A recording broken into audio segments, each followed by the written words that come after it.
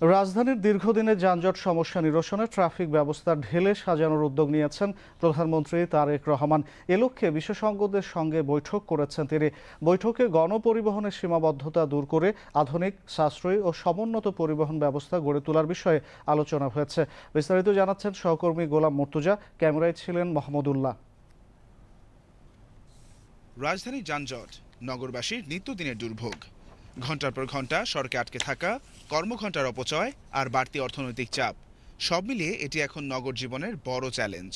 এই দীর্ঘস্থায়ী সংকট নিরসনে উদ্যোগ নিয়েছেন প্রধানমন্ত্রী তারেক রহমান। সোমবার সচিবালয়ে প্রধানমন্ত্রীর কার্যালয়ে সড়ক ও যোগাযোগ খাতের বিশেষজ্ঞদের সঙ্গে বৈঠক করেন তিনি।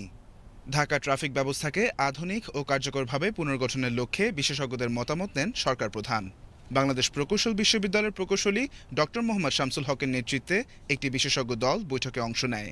আলোচনায় উঠে আসে গণপরিবহনের সীমাবদ্ধতা, নারীদের জন্য নিরাপদ পরিবহনের অভাব, বিশৃঙ্খল বাস ব্যবস্থাকে শৃঙ্খলায় ফিরিয়ে আনা, বিদ্যুৎ চালিত বাস চালু, মেট্রো রেলের পাশাপাশি মনোরেল নির্মাণ এবং দ্রুতগতির ট্রেন সেবার মাধ্যমে রাজধানীর উপর জনচাপ কমানোর বিষয়। গণপরিবহনের বাস রুট ফ্র্যাঞ্চাইজটা কীভাবে তাড়াতাড়ি প্রচলন করতে পারি, আমরা মেট্রোর পাশাপাশি যেই এরিয়াগুলিতে মেট্রো হবে না, পুরনো টাউন, পূর্বাঞ্চলের যেই সব এলাকাগুলি এখনও নগর পরিবহনের কোনো রকম ব্যবস্থা নাই, তো সেই জায়গায় যদি আমি মেট্রোর কোনো সংস্করণ, যেটা লাইট রেল হবে, মনোরেল হবে, নিতে পারি, ওটা কেমন কীভাবে করা যায়।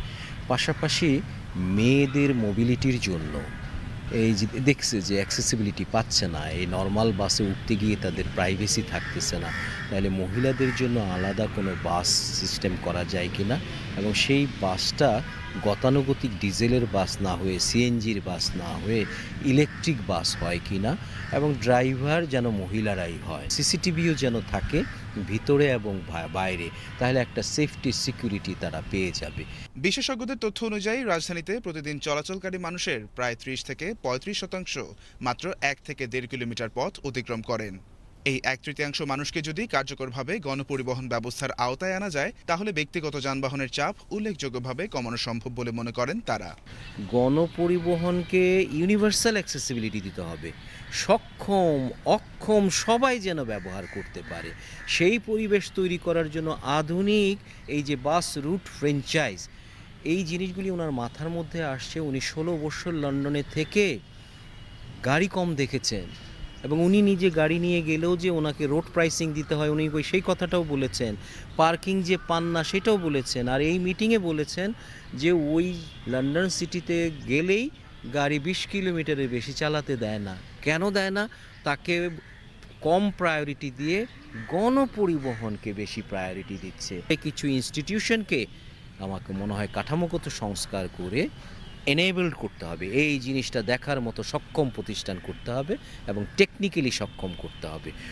নন টেকনিক্যাল থাকলে পরে কিন্তু আবার সেই আগের মতন হয়ে যাবে। আমি আশা করি এই সরকার যত ম্যান্ডেট নিয়ে আসছে, মানুষের কিন্তু হোপ অনেক রেইজ হয়ে গেছে যে কিছু যদি করতে চায় পার্লামেন্টও করতে পারবে, রাস্তাও করতে পারবে।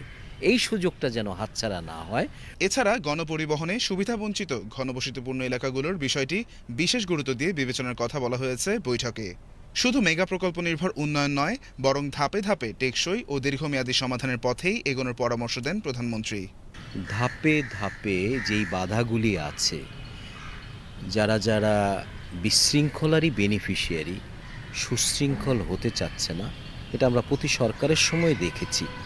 কিছু পেশি গোষ্ঠী, স্বার্থান্বেষী মহল, তারা চায় না সুশৃঙ্খল হয়ে 4-5টা বাস কোম্পানির মাধ্যমে আধুনিক বাস সার্ভিসটা হোক।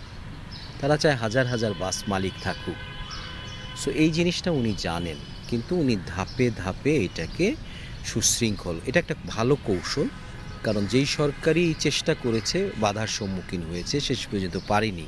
সুতরাং কৌশলী হয়ে যদি আমি ধাপে ধাপে একটা বিকল্প তৈরি করি বাস রুট ফ্র্যাঞ্চাইজের মাধ্যমে, আর তাদেরকে যদি সংক্ষিপ্ত করি, পাশাপাশি আরেকটা কৌশল যেটা উনি বলেছেন যে আমাদের বাস আনপপুলার হয়ে যাচ্ছে, ট্রিপের সংখ্যা কমে যাচ্ছে বিকজ অফ এই যে ছোট ছোট অবৈধ গাড়িগুলি আছে, ইলেকট্রিক গাড়ি, রিক্সা আছে, সিএনজি আছে, ছোট ছোট গাড়ি এত বেশি, বাস কিন্তু দ্রুত গতিতে যেতে পারছে না। যেই এলাকাগুলি আছে সেখানে রাস্তাগুলির কোয়ালিটি নাই, সরু রাস্তা এবং আঁকাবাঁকা রাস্তা, বাস কোনো দিন ঢুকবে না। সেই জন্যই কিন্তু বারবার উনি বলতেছেন আমি যদি একটা মনোরেল বানাতে পারি যেটার উন্নয়ন যন্ত্রটাও কম, যেখানে পিয়ার যেটার উপরে বাসটা চলবে একটা বিমের উপরে, সেই পিয়ারটাকেও কিন্তু ইন্ডাস্ট্রিতে বানিয়ে এখানে রেডিমেড ফিক্স করে দেওয়া যাবে। রাজধানীর ট্রাফিক ব্যবস্থার উন্নয়নে ইতোমধ্যে প্রাথমিক কাজ শুরু হয়েছে বলে জানিয়েছেন যোগাযোগ মন্ত্রী। যে সমস্ত যানবাহনগুলি ঢাকাতে চলছে তাদের যাতে শৃঙ্খলার মধ্যে আনা যায়, অটোরিকশাগুলি একটু নিয়ন্ত্রিত করে প্রধান সড়কে যাতে না আসে, মার্কেট এলাকাগুলিতে বেশ কিছু ফুটপাত অবাঞ্ছিতভাবে হয়েছে সেগুলিকে আমরা নিরুৎসাহিত করছি, উচ্ছেদ করতে চাচ্ছি। আবার ঈদের আগে এটা মানবিকতার জায়গার থেকেও বিবেচনা করতে হচ্ছে, এরকম আবেদন আছে।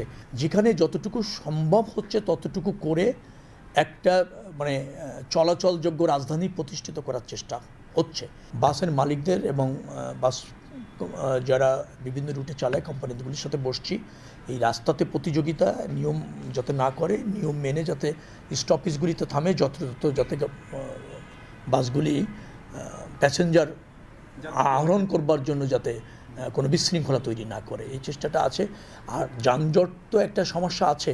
আমরা যেমন মেট্রো রেলগুলি যদি করতে পারি, তার সাথে মনোরেল করে আমরা যাতায়াতের যে জায়গাটা সেটাকে আমরা অভার করে দিতে চাচ্ছি। তো সেটা করতে পারলে এই চাপটা কমবে। বিশেষজ্ঞদের মতে সমন্বিত পরিকল্পনা যথাযথভাবে বাস্তবায়ন করা গেলে রাজধানী যানজট পরিস্থিতিতে ইতিবাচক পরিবর্তন আসতে পারে। তবে কার্যকর বাস্তবায়ন, অবকাঠামোগত প্রস্তুতি এবং সংশ্লিষ্ট সংস্থাগুলোর সমন্বয় হবে এই উদ্যোগের সাফল্যের মূল চাবিকাঠি। রাজধানীর যানজট নিরসনে এবার নীতিগত পর্যায়ে মিলছে বড় ধরনের পরিবর্তনের ইঙ্গিত। বিশেষজ্ঞদের সঙ্গে আলোচনা করে একটি সমন্বিত এবং আধুনিক ট্রাফিক ব্যবস্থা পরিকল্পনা গ্রহণের উদ্যোগ নিচ্ছেন স্বয়ং প্রধানমন্ত্রী তারেক রহমান। এখন দেখার অপেক্ষা এই পরিকল্পনার বাস্তবায়ন কত দ্রুত ঘটে এবং কবে নাগাদ নগরবাসী পায় এর সুফল। গোলাম মুর্তুজা, বিটিভি নিউজ, ঢাকা।